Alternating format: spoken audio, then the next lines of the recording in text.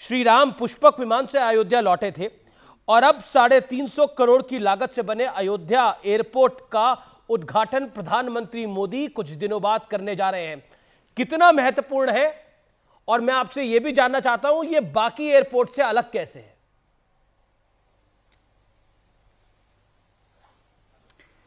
पहले तो अमीश, आपने मुझे आमंत्रित किया, आपका बहुत बहुत धन्यवाद और आपके दर्शकों को मेरे तरफ से नमस्कार और प्रणाम। अयोध्या में जो एयरपोर्ट का लोकार्पण माननीय प्रधानमंत्री जी के करकमलों के द्वारा परसों होने जा रहा है जी, ये एक ऐतिहासिक दिन है। केवल अयोध्या के लिए नहीं, केवल उत्तर प्रदेश के लिए नहीं, लेकिन पूर्ण देश के लिए। भगवान श्री राम के मंदिर की स्थापना और प्राण प्रतिष्ठा के पूर्व अयोध्या को विश्व के साथ जोड़ने का ये कदम प्रधानमंत्री जी के द्वारा उठाया जा रहा है। और जो अयोध्या का एयरपोर्ट का संदर्भ आपने दिया, ये एयरपोर्ट एक साधारण एयरपोर्ट नहीं है जी, लेकिन भगवान राम के मंदिर की कला भी इस एयरपोर्ट में एक दृष्टि देखने को मिलती है। बाहर पूर्ण एयरपोर्ट मंदिर के स्वरूप में ही बनाया गया है। एयरपोर्ट के अंदर भगवान श्री राम की जीवन के कई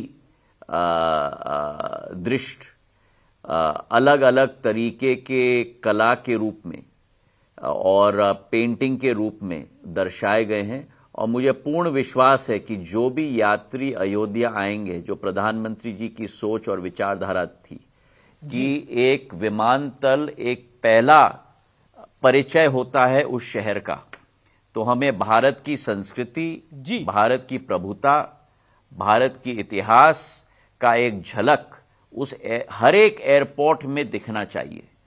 चाहे वो अयोध्या हो, चाहे वो पुणे हो, चाहे वो ग्वालियर हो, चाहे वो कोल्हापुर हो, चाहे वो जबलपुर हो। और यही हमारी कोशिश पिछले 2.5 वर्षों से हुई है। और मुझे विश्वास है कि देश की जनता इस प्रधानमंत्री जी के इस संकल्प को देखकर जरूर अवश्य प्रसन्न और पूर्ण रूप से प्रफुल्लित होगी। जी, लेकिन अयोध्या एयरपोर्ट का नाम क्या होगा? श्री राम के नाम पर होगा, वाल्मीकि जी के नाम पर होगा, किसके नाम पर होगा? इसके बारे में क्या कहना चाहेंगे सिंधिया जी? एयरपोर्ट का नाम का निर्णय प्रधानमंत्री जी और कैबिनेट के द्वारा किया जाएगा। जब वो निर्णय लिया जाएगा तब आपको सूचित किया जाएगा। जी, यानी आप अभी उसका खुलासा नहीं करना चाहते। एज यूजुअल जो बीजेपी का स्टाइल रहता है, इस सरकार का स्टाइल रहता है, सरप्राइज ही आएगा वो भी। चलिए, एक और सरप्राइज ये है कि एक तरफ तो अयोध्या में प्रभु राम का भव्य और दिव्य मंदिर का निर्माण हो रहा है और प्राण प्रतिष्ठा करी जाएगी, लेकिन समाजवादी पार्टी के नेता हैं, महासचिव हैं स्वामी प्रसाद मौर्य, वो कह रहे हैं हिंदू धर्म धोखा है। और एक उनके सांसद है, वो कहते हैं ये तो गम का दिन होगा 22 जनवरी का। देखिए, जिन लोगों को भारत की आध्यात्मिक शक्ति, भारत की धार्मिक शक्ति, भारत की 10 से 15 हजार साल पुरानी इतिहास और संस्कृति और धर्म के प्रति निष्ठा न हो, उनके बारे में हम जितना कम कहें ज्यादा अच्छा होगा।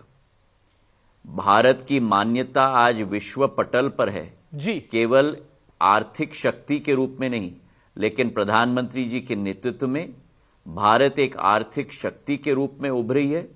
आज 5वीं बड़ी सबसे आर्थिक शक्ति है और तीसरी टर्म में मोदी जी की गारंटी है कि तीसरी बड़ी आर्थिक शक्ति के रूप में उभरेगी जी। और भारत एक आध्यात्मिक शक्ति के रूप में भी विश्व पटल पर उभर चुकी है। कौन सा वो साल या वो समय था जब 130 देशों के प्रतिनिधियों ने प्रधानमंत्री जी के साथ संयुक्त राष्ट्र में, यूनाइटेड नेशंस में योग का पूर्ण प्रचलन एक साथ में मिलकर किया हो। International yoga day United Nations के द्वारा मनाया जाता है।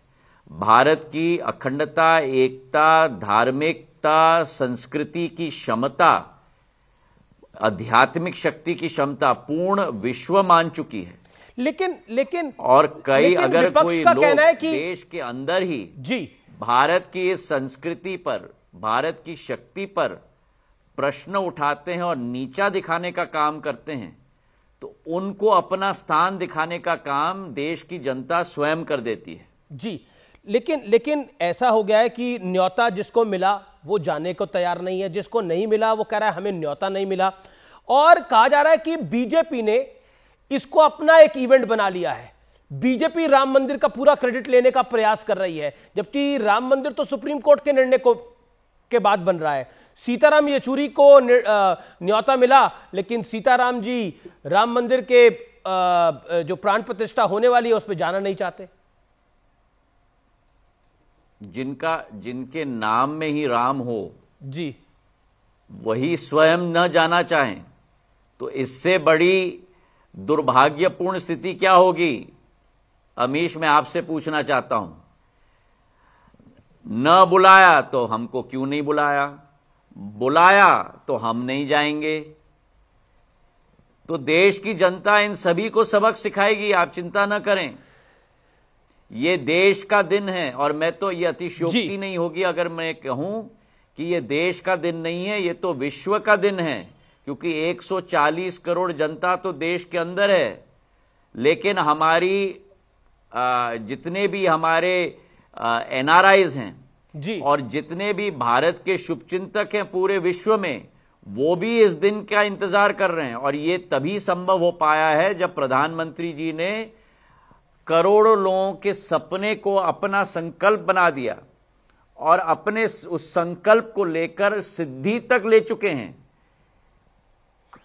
75 वर्षों का इंतजार करना पड़ा राम मंदिर संभव हो पाने के लिए, 75 वर्षों का इंतजार करना पड़ा 370 हटाने के लिए, 75 वर्षों का इंतजार करना पड़ा मुस्लिम महिलाओं को ट्रिपल तलाक का न्याय दिलाने के लिए।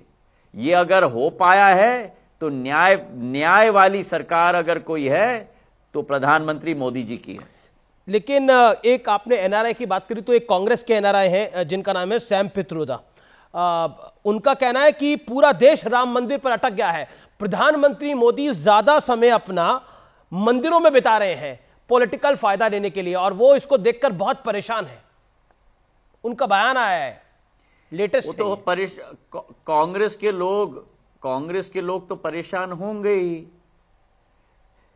क्योंकि प्रधानमंत्री नरेंद्र मोदी जी का जो अटूट विश्वास भारत की धार्मिक शक्ति में है, भारत की आध्यात्मिक शक्ति में है, और दूसरे तरफ जी धार्मिक पर्यटक हैं जो केवल चुनाव के समय में एक मंदिर से दूसरे मंदिर में मन्नत मांगने पहुंच जाते हैं जी।